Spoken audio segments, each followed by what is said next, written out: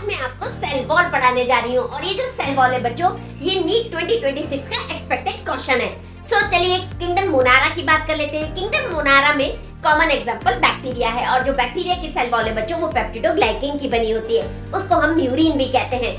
हमारा बैक्टीरिया एक प्रोकैरियोट है तो इसके आउटर एक लेयर होती है जिसको ग्लाइकोकैलिक्स बोलते हैं। ये ग्लाइकोकैलिक्स की कंपोजिशन के कारण ये डिफरेंट बैक्टीरिया में डिफरेंट होती है।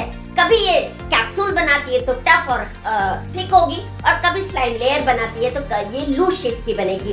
बच्चों अब हम आते हैं आर्की बैक्टीरिया की तरफ, जिसकी सेल वॉल नॉन सेलुलोजोइक पॉलीसैकेराइड की बनी होती है, साथ में प्रोटीन भी होता है और इसके कॉमन एग्जांपल मिथानोजन्स, हेलोफिल्स एंड थर्मोएसिडोफिल्स। अब हम बोलते हैं यू बैक्टीरिया। यू बैक्टीरिया को हम ट्रू बैक्टीरिया भी कहते हैं और इसको जो कॉमन एग्जांपल है वो साइनोबैक्टीरिया और ब्लू ग्रीन एल्गी होता है और इसकी सेल वॉल रिजिड होती है, सिमिलर टू पेप्टिडोग्लाइकेन।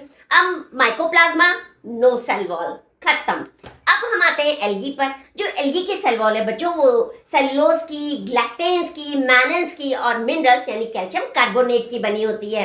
अगर मैं प्लांट सेल की बात करूं बच्चों, सो इसकी जो सेल वॉल होती है बेसिकली वो नॉन लिविंग रिजिड स्ट्रक्चर होता है, स्पेशली फंगई एंड प्लांट्स में। सो बच्चों जो प्लांट की सेल वॉल होती है वो सेलुलोज की, हेमिसेलुलोज की, पैक्टिन्स की और प्रोटीन्स की बनी होती है।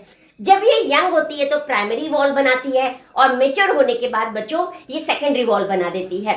उसके बाद हम देखते हैं कि इसमें मिडिल लैमेला भी आता है जो कि बेसिकली कैल्शियम का पैक्टेट का बना होता है और सेल वॉल और मिडिल लैमेला मिलकर दो सेल को कनेक्ट करते हैं थ्रू प्लाज्मोडेस्माटा और दोनों साइटोप्लाज्म को होल्ड करके रखते हैं, यानी आना और जाना। उसके बाद बच्चों अगर मैं फंगई की बात करूं तो फंगई की सेल वॉल काइटिन और पॉलीसैकेराइड की बनी होती है। सो ये पूरा है मेरा सेल वॉल का ट्रेजर, अच्छे से पढ़ लीजिएगा।